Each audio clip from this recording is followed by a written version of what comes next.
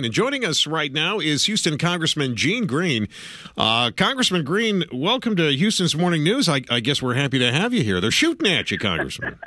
Well, I wasn't actually in the office then. I started early yesterday morning in Pasadena at the Economic Development Conference, and actually was by the office about 10 o'clock before I went out and met with some energy company employees. And my staff emailed us and said that the window in my office had broken. Now, right, what are you doing? I mean, why are they shooting at you, Congressman? I mean, what do you got going on that people are shooting at you?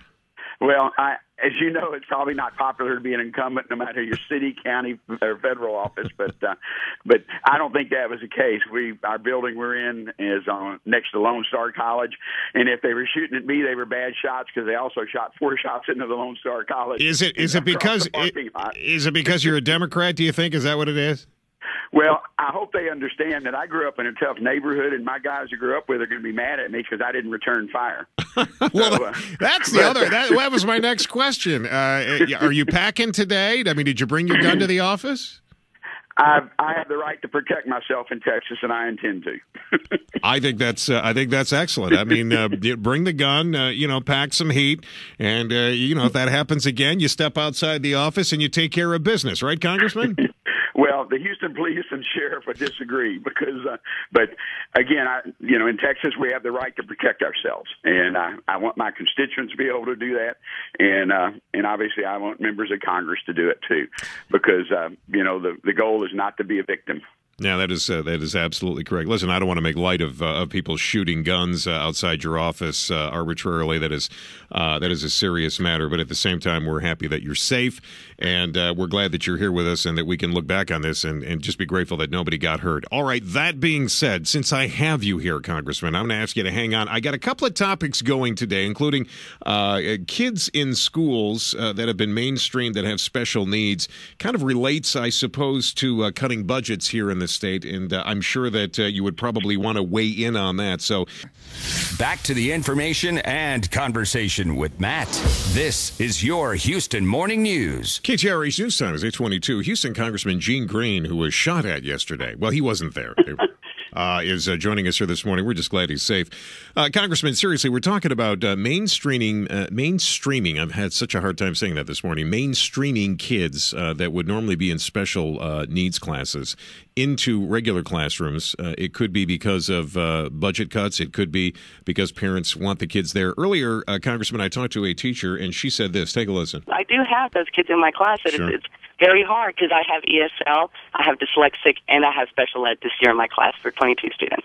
Congressman, we've been having a spirited discussion about this. What do we do? I mean, we just don't have the money in this state, in many cases, to afford these special ed teachers, but they are needed. So what's the solution?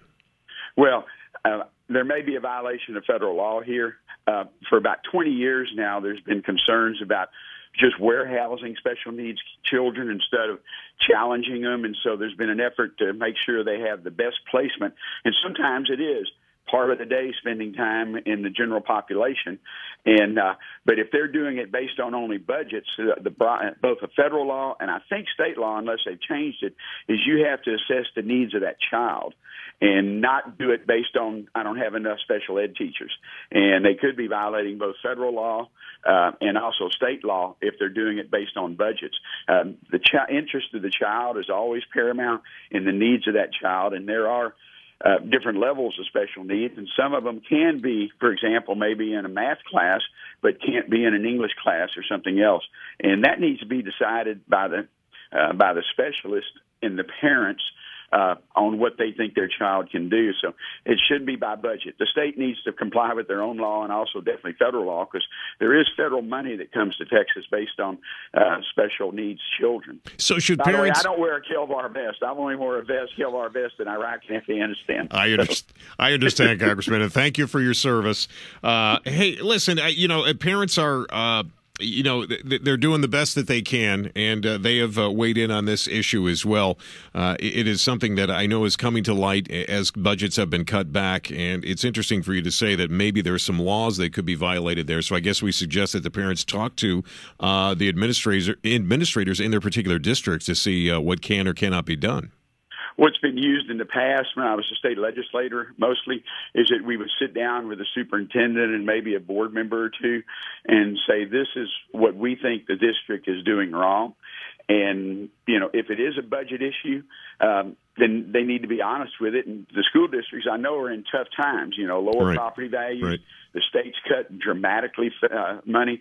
We have not cut federal money. They're still getting Title I money and some of the programs on the federal level. But that's such a small part of most school budgets. 85% of the school budgets come from local taxes and state money. Congressman, keep your head down. Thank you so much for your time here this morning. Thank you. Good to talk to you, Matt. All right, Houston Congressman Gene Green. Let's